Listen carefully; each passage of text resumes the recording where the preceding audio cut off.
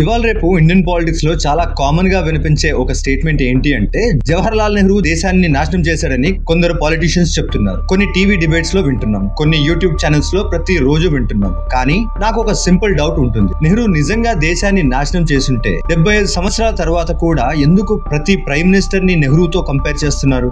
ఎందుకు మోడీని నెహ్రూతో కంపేర్ చేస్తున్నారు? ఎందుకు ఇందిరాగాంధీని నెహ్రూతో కంపేర్ చేస్తున్నారు? ఎందుకు వాజ్పేయిని నెహ్రూతో కంపేర్ చేస్తున్నారు? ఒక ఫెయిల్యూర్ ని ఎవరు బెంచ్ మార్క్ గా వాడతారు? అదే మన ఈ రోజు డిస్కషన్. 1947 ఇండియాని ఒకసారి గుర్తు తెచ్చుకుందాం. మొదటిగా ఒక ఇంపార్టెంట్ పాయింట్, మనం 2026 ఇండియాలో కూర్చొని 1947 లీడర్స్ ని జడ్జ్ చేస్తున్నాం. కానీ 1947 ఇండియా సిచ్యువేషన్ ఏంటి? కంట్రీ అప్పుడే ఇండిపెండెన్స్ పొందింది, పార్టీషన్ జరిగింది, లక్షల మంది చనిపోయారు, రిఫ్యూజీ క్రైసిస్ ఉంది, ఎకానమీ వీక్ గా ఉంది, ఇండస్ట్రియల్ బేస్ ఆల్మోస్ట్ లేదు, లిటరసీ చాలా తక్కువ, లైఫ్ ఎక్స్పెక్టెన్సీ చాలా తక్కువ. ఇలాంటి పరిస్థితుల్లో దేశాన్ని నడిపించడం ఈజీయా? ఖచ్చితంగా కాదు. కాబట్టి నెహ్రూని ఎవాల్యుయేట్ చేసే ముందు ఆయన రిసీవ్ చేసిన ఇండియాని అర్థం చేసుకోవాలి. నెహ్రూ ఏం మంచి చేశాడు? పొలిటికల్ ఒపీనియన్స్ పక్కన పెడితే నెహ్రూ కొన్ని మేజర్ కాంట్రిబ్యూషన్స్ చేశాడు అని హిస్టారియన్స్ అగ్రీ అవుతారు. ఐఐటీస్ ఎస్టాబ్లిష్ చేయడం, సైంటిఫిక్ ఇన్స్టిట్యూషన్స్ క్రియేట్ చేయడం, పబ్లిక్ సెక్టర్ ఇండస్ట్రీస్ బిల్డ్ చేయడం, లార్జ్ డ్యామ్స్ కన్స్ట్రక్ట్ చేయడం, డెమోక్రటిక్ ఇన్స్టిట్యూషన్స్ ని స్ట్రెంథెన్ చేయడం, ఆర్మీ పొలిటికల్ కంట్రోల్ లో ఉండేలా సిస్టమ్ మెయింటైన్ చేయడం, ఇండిపెండెంట్ జ్యుడిషియరీని రెస్పెక్ట్ చేయడం, ఇవన్నీ long term nation building projects. మనం ఇప్పుడు యూజ్ చేస్తున్న చాలా ఇన్స్టిట్యూషన్స్ రూట్స్ అక్కడ నుండే ఉంటాయి. నెహ్రూ మిస్టేక్స్ ఏంటి? ఇప్పుడు క్రిటిసిజం గురించి మాట్లాడుకుందాం. ఎందుకంటే ఏ లీడర్ పర్ఫెక్ట్ కాదు, నెహ్రూ కూడా కాదు. 1962 China war biggest criticism. Foreign policy decisions మీద క్రిటిసిజం ఉంది, ఎకనామిక్ సోషలిజం మీద క్రిటిసిజం ఉంది, లైసెన్స్ రాజ్ ఫౌండేషన్ మీద క్రిటిసిజం ఉంది, కాశ్మీర్ హ్యాండ్లింగ్ మీద కూడా డికేడ్స్ నుండి డిబేట్ జరుగుతుంది. కాబట్టి నెహ్రూ మిస్టేక్స్ లేవని చెప్పడం హిస్టరీని ఇగ్నోర్ చేయడం అవుతుంది. మోడీ ఎంట్రీ. ఇప్పుడు నరేంద్ర మోదీ గురించి మాట్లాడుకుందాం. 2014 లో మోదీ పవర్ లోకి వచ్చినప్పుడు ఆయన message clear: development, governance, strong leadership, corruption మీద action, infrastructure expansion, digital India, make in India. ఇవి ఆయన మెయిన్ థీమ్స్. పొలిటికల్ ఒపీనియన్స్ పక్కన పెడితే మోదీ గవర్నమెంట్ కొన్ని సిగ్నిఫికెంట్ ఇనిషియేటివ్స్ తీసుకుంది. Digital payments revolution, UPI success, highway expansions, railway modernisation, direct benefit transfers, Jan Dhan accounts, infrastructure investment, international stage మీద India visibility increase అవడం, covid vaccination roll out. ఇవి supporters frequently highlight చేసే points. Modi criticisms. డెమోక్రసీలో achievements discuss చేస్తే criticisms కూడా discuss చేయాలి. Unemployment concerns, inflation concern, media freedom concerns, institutional dependence మీద questions, religious polarisation accusations, opposition voices మీద pressure అనే క్రిటిసిజం, ఎకనామిక్ ఇన్ఈక్వాలిటీ కన్సర్న్స్. ఇవి క్రిటిక్స్ రేజ్ చేసే ఇష్యూస్. ఇప్పుడు మన క్వశ్చన్ దగ్గరికి వస్తాం. మోడీ సపోర్టర్స్ లో కొంతమంది అంటారు నెహ్రూ దేశాన్ని నాశనం చేశాడని. సరే, నెహ్రూ డిస్ట్రాయ్ చేస్తుంటే మోదీ ఈ దేశాన్ని బిల్డ్ చేస్తున్నాడా? ఆ బిల్డ్ చేయడానికి యూజ్ చేసిన ఇన్స్టిట్యూషన్స్ ఎవరు క్రియేట్ చేశారు? Election commission, supreme court, IITs, PSUs, scientific ecosystem, administrative framework. ఇవన్నీ ఎక్కడి నుంచి వచ్చాయి? హిస్టరీని కంప్లీట్ గా చూడాలి, సెలెక్టివ్ గా కాదు. Why comparison still happens?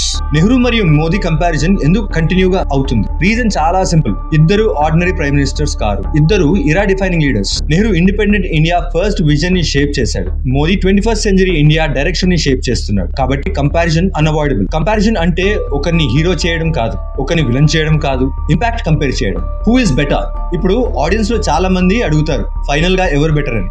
నా ఆన్సర్ చాలా సింపుల్. హిస్టరీ క్రికెట్ మ్యాచ్ కాదు, స్కోర్ బోర్డ్ కాదు. నెహ్రూ డిఫరెంట్ ఇండియాని లీడ్ చేశాడు, మోదీ డిఫరెంట్ ఇండియాని లీడ్ చేస్తున్నాడు. 1947 ఛాలెంజెస్ వేరు, 2026 ఛాలెంజెస్ వేరు. కాబట్టి డైరెక్ట్ కంపారిజన్ కంప్లీట్ గా ఫేర్ కాదు. కానీ ఇంపాక్ట్ కంపేర్ చేయొచ్చు, డిసిషన్స్ కంపేర్ చేయొచ్చు. Modi longest running prime minister. ట్రూఆ ఫాల్సా? ఇప్పుడు సోషల్ మీడియాలో అండ్ టీవీ ఛానల్స్ లో చాలా మంది చెప్తున్న ఒక స్టేట్మెంట్ గురించి మాట్లాడుకుంటాం. మోడీ ఇండియన్ హిస్టరీలో లాంగెస్ట్ రన్నింగ్ ప్రైమ్ మినిస్టర్. ఇది నిజమా అబద్ధమా? రెండిట్లో కొంచెం నిజం ఉంది, రెండిట్లో కొంచెం కన్ఫ్యూజన్ ఉంది. మోడీ ఇప్పుడు ఇండియన్ హిస్టరీలో longest continuously elected prime minister. అంటే ఎలక్షన్స్ గెలిచి కంటిన్యూస్ గా ప్రైమ్ మినిస్టర్ గా ఉన్న పీరియడ్ లో రికార్డ్ క్రియేట్ చేస్తున్నారు. ఇది ఫ్యాక్ట్. కానీ ఇంకో ఫ్యాక్ట్ కూడా ఉంది. జవహర్ లాల్ నెహ్రూ 1947 నుండి 1964 వరకు ప్రైమ్ మినిస్టర్ గా ఉన్నారు. కాబట్టి ఓవరాల్ టెన్యూర్ విషయంలో నెహ్రూ పేరు ఇంకా హిస్టరీ బుక్స్ లో ఉంటుంది. మరి ఇక్కడ ఇంట్రెస్టింగ్ క్వశ్చన్ ఏంటి? ఒక సైడ్ లో కొంతమంది అంటున్నారు నెహ్రూ దేశాన్ని నాశనం చేశాడు, అదే సమయంలో వేరే సైడ్ నుంచి అంటున్నారు మోదీ నెహ్రూ రికార్డ్ ని బ్రేక్ చేశాడు. నా question simple. Nehru complete failure అయితే ఆయన రికార్డ్ బ్రేక్ చేయడం ఎందుకు నేషనల్ డిస్కషన్ అవుతుంది? ఎందుకు మీడియా సెలబ్రేట్ చేస్తుంది? ఎందుకు కంపారిజన్ జరుగుతుంది?